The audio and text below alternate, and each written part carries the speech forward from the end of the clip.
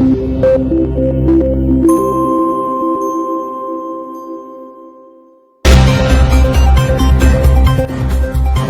here Al Nilein News as we cover the breaking news from Sudan. The Ministry of Foreign Affairs and International Cooperation has expressed its strong condemnation of the horrific massacre committed by the terrorist Rapid Support Forces RSF militia in North Kordofan state. This attack resulted in the deaths of dozens of innocent civilians and left many others with various injuries, marking a new crime in the series of grave violations that this militia has continued to commit against civilians. The statement declared that the government of Sudan holds the terrorist RSF militia, along with its regional and international supporters, fully responsible for this crime and its resulting humanitarian consequences.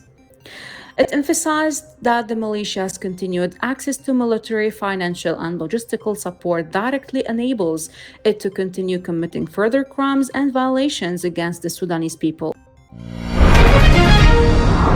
The Norwegian Christian Council has issued a statement expressing deep concern regarding the inadequate media coverage of the situation in Sudan. The statement declared, "We cannot accept this happening on our watch. Every human being is created in the image of God and possesses inherent value." Alluding to the attacks by the Rapid Support Forces militia, which have been documented by United Nations committees and international organizations, the Norwegian churches emphasized that no war justifies attacks on civilians or the destruction of livelihoods.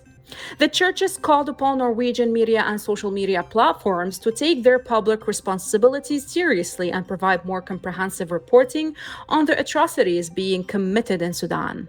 Furthermore, the churches urged their government and their international committee to intensify diplomatic efforts and humanitarian support, engage actively in peacemaking, and support volunteer initiatives.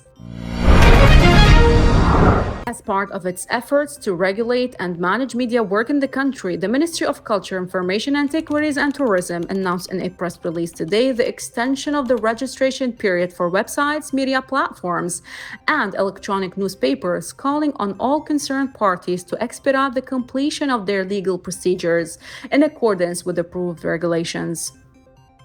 An implementation of the press release issued on April 29, 2026 regarding the completion of legal permit procedures for media institutions and following the expiration of the deadline for legalizing the status of media institutions and platforms, the Ministry of Culture, Information, Antiquities and Tourism, in coordination with the National Council for Press and Publications, announces an extension of the registration period for websites, media platforms, and electronic newspapers operating in the country.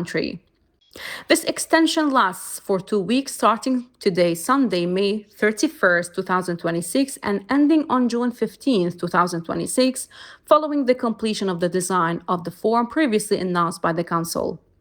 The Ministry and the National Council for Press and Publications urge all owners of websites, media platforms, and electronic newspapers to promptly initiate the completion of registration procedures and fill out the required form within the specified period, ensuring that their legal status complies with the established regulatory frameworks.